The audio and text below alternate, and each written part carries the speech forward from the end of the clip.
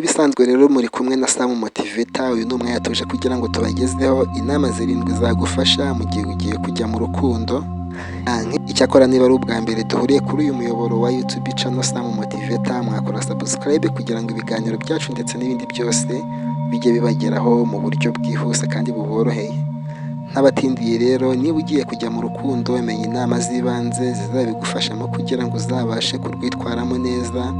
Ni byiza ko mbere y'uko ujya mu rukundo ubanza ukamenya ibintu by'ingenzi byagufasha mu gihe uzaba warabonye umukunzi. Ibi bintu rero bifatwa nk'inama ku batangiye gukundana n'abasanzwe bakundana, nibyo bibafasha gufata neza umubano wabo ndetse no kuwukomeza. Ari nayo mpamvu abantu batangiye gukundana cyangwa se basanzwe bafite abakunzi bakwiye kumenya izi nama 7. Rero ntagutindiye, reka duhere ku nama ya mbere. Ntugomba guhinduka uwo utari we kugira ngo ukunde ushimishe mugenzi wawe cyangwa se ushimishe uwo mukundana cyangwa se n'undi muntu uwo ari we wese. Ugomba kumenya yuko ufite umwimerere wawe, ufite kamere yawe, kandi kamere zacu ziratandukanye. Buri wese Imana yamuhaye kamere ye, imuha umwimerere we, imuha itandukaniro ndetse n'abandi.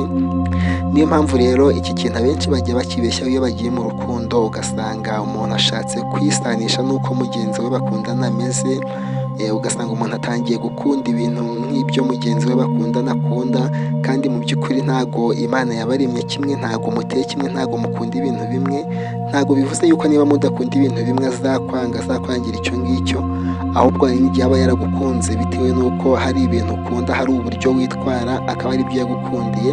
Mu gihe weho rero wagera mu rukundo ugahita ushaka kubihindura, ugashaka kwifata nk'uko nawe ameze, kandi ibi ngibi ntabwo ari byiza. Rero mu gihe ugiye kujya mu rukundo ugomba kumenya ko ugomba kugumana umwimerere wawe, ntuhinduke kubera mugenzi wawe. Hanyuma ikintu cya kabiri, ntabwo umuntu yakumva utavuze. Iri naryo ni isomo rikomeye rero. Bamwe bajya bitiranya bagatandukanya ibintu, bakabyitiranya bakabivangavanga, ugasanga nimba abantu bari mu rukundo, umwe akoze ikosa ariko wabona ikosa mugenzi wawe yakoze nturimubwire, ukagira ngo ni urukundo rwinshi, ukagira ngo ni uburyo umukunda, ariko ibi ngibi ntabwo ari byiza. Ni byiza yuko ugaragaza reagisiyo zawe muri buri situwasiyo uri kumwe n'umukunzi wawe. Ni byiza yuko ugaragaza uburyo wiyumva, nimba ubabaye ubigaragaze, niba wishimye ubigaragaze. Gusa ntubabare agahinda ko nyine kugira ngo umwereke ko wababaye cyangwa se nyine hagira izindi mpinduka zibaho, oya. Ahubwo nimba ari situwasiyo itakumereye neza, yigaragaze. Niba ari ibyo kumubwira ubimubwire, bityo rero bizatuma abona intege nke zawe nkeya aho ziri, bizamurinde kuzongera kukubabaza. Rero ntabwo umuntu azakumva utavuze, ntabwo azamenya ibyo ukunda n'ibyo wanga utagaragaje reagisiyo cyangwa se ngo ugire icyo uvuga. Hanyuma rero ikintu cya gatatu ni intego yo kujya impaka. Si byiza kugira ngo wumvishe yuko umuntu, niba ari cyo intego yo kujya impaka, ntabwo ari byiza kugira ngo wumvishe mugenzi wawe yuko ari wowe uri mu kuri, akaba ari we uri mu makosa. Ahubwo ni ukugira ngo wumve aho ikibazo kiri, nuko nawe abona uko ibintu bimeze.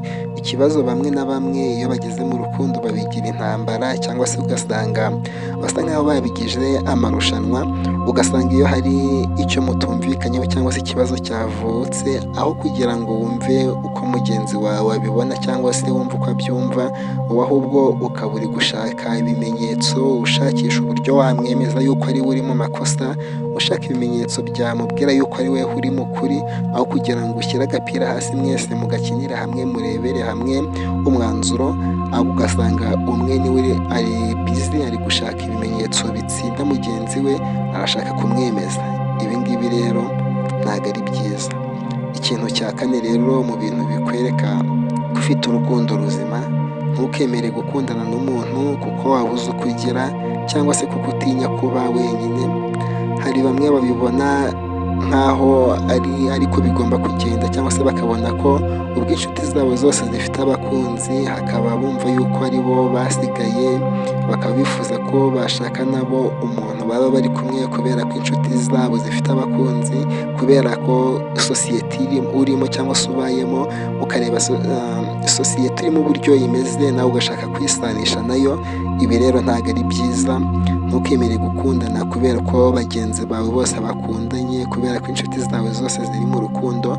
Ibi ngibi ntabwo bizigera byubaka urukundo ruzima mu buzima bwawe, ahubwo bizagutesha umutwe ndetse bizagira effect zitari nziza muri cya gihe uzaba noneho ushatse gukundana by'ukuri kandi ufite intego.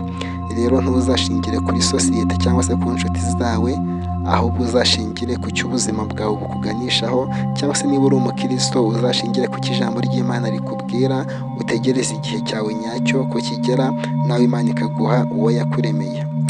Twibuke yuko mu itangiriro Imana irema Adamu na Eva, yarabanje irema Adamu, igihe kigeze ibona ko atari byiza kuba wenyine, imuremera Eva. Ntabwo Eva yigeze ashyiramo imbaraga ngo ajye gushaka umugore cyangwa se ngo yumve ko igihe cye cyo guhuzana umugore kigeze, ahubwo ni umugambi w'Imana. Nuko Imana yamurebye ibona yuko akwiye umugore, irangije imuremera umufasha umukwiye. Niko natwe rero iyo turi mu mugambi w'Imana cyangwa se iyo turi mu bushake bw'Imana, ntabwo tugenda uko dushaka cyangwa se ngo twigenere igihe cyo kujya mu rukundo, ahubwo iyi ni plan y'Imana ku buzima bwacu ku bemera Bibiliya. Hanyuma rero ikintu cya gatanu ni ukuvuga ngo ni ugushimira ibyo mugenzi wawe yagukoreye, byaba bitoya rero cyangwa se ari binini. Ibyo umukunzi wawe agukorera ujye wibuka kubimushimira, kuko bimutera ishyaka ryo gukomeza kukunezeza. Ariko iyo umuntu agerageza kukunezeza ntumushimire cyangwa se ntumwereke ko bigukoze ku mutima, ntunamwereke yuko byagushimishije, bimuca intege zo kongera kugira icyo akora. Rero ni byiza gushimira umuntu ikintu agukoreye, nubwo kaba ari akantu gatoya ariko ukabona ko agakoze kamuvuye ku mutima. Jya wibuka kumushimira, kuko ibyo bimuha imbaraga, bimwongerera passion yo kugira ibindi agukorera, kandi nawe ahora yishimiye kubona yuko unezerewe. Rero iyo umushimiye abona yuko unezerewe. Hanyuma ikintu cya gatandatu, ntukirengagize ibimenyetso. Burya hari ubwo ubona amafuti y'umuntu mutaranatangira gukundana cyangwa se munagitangira gukundana, ariko ukamushakira impamvu, ukica amatwi, ukanga kubyitaho, ariko nyuma bikazarangira ya makosa ariyo mupfuye kandi warayabonaga mbere, ariko bitewe n'uko urukundo rwabaye rwinshi muri wowe cyangwa se amarangamutima yabaye menshi muri weho agasumba urukundo, ugasanga bya bintu byose warabibonaga ari byo mu ndimi z'amahanga bita ngo ni red flag, cyangwa se ni gutyo babyita. Ugasanga rero twa tuntu twa red flag wagendaga ubona ariko ukatwirengagiza, yagukorera ikosa ukamubabarira, ukaryishyiraho, ntumwereke ko ari ikosa yakoze, ariko igihe kiragera ibingibi bikaba ari byo bibatandukanya. Ibi bintu rero jya ubyitaho, ntukirengagize ibimenyetso akwereka, mwaba mugitangira urukundo, mwaba mukiri inshuti, aho mwaba muri hose, stage mwamugezeho yose, ntukirengagize buri kimenyetso cyose, kuko hari igihe kigera kikazana impact mu buzima bwanyu.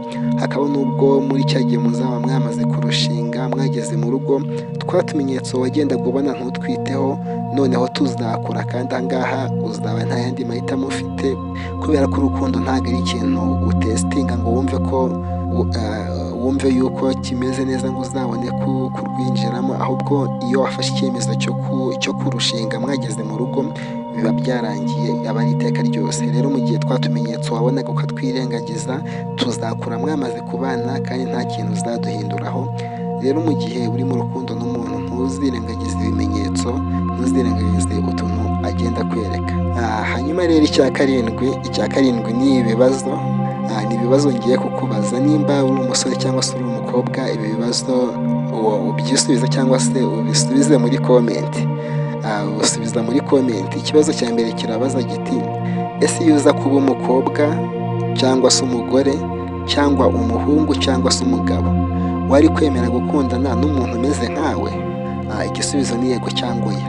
Iyo uza kuba uri umukobwa, ni ukuvuga ngo nimba uri umusore, iyo uza kuba uri umukobwa ukabona umusore ameze nk'uko umeze, wari kwemera gukundana nawe? Niba uri umukobwa nawe, igisubizo ni icyo kibaza gutyo, wari kwemera gukundana n'umuntu umeze nkawe? Ikibazo ni yego cyangwa oya. Hanyuma ikibazo cya kabiri ni ukubera iki, sobanura impamvu. Ibi ngibi byandike muri comment nimba turi kugendana. Buriya wibajije iki kibazo bigufasha kongera kwitekerezaho ukareba amakosa ukora, ukareba ibibazo byawe, ibitagenda neza ku buzima bwawe, bikaba byagufasha kugerageza kuyakosora, mbese ukishyira mu mwanya w'uwo uyakorera, ukishyira mu mwanya w'uwo nguwo uyakorera. Rero ni byiza yuko ubanza ukirebaho ukamenya uburyo uhagaze, ukamenya nimba uburyo umeze, nimba mugenzi wawe mugenzi wawe nawe aramutse ameze gutyo wakwemera kubana nawe cyangwa se wakwemera gukundana nawe. Hanyuma numara kwigenzura nibwo uzamenya gufata decision, ukamenya icyo ukwiye guhindura mu buzima bwawe, hanyuma bikagenda neza. Ibi rero byari ibimenyetso bitandatu twarimo turebana, amusore byari birindwi. Reka nizere ko twabanye neza. Niba ari ubwa mbere twahuriye kuri uyu muyoboro, reka ngusabe kugira ngo ukore kuri subscribe, ukore like y'ino video, kugira ngo video zacu zikurikiye cyangwa se ibiganiro byacu bikurikiye nabyo bijye bikugeraho mu buryo nk'ubu ngubu bwiza kandi bworoshye.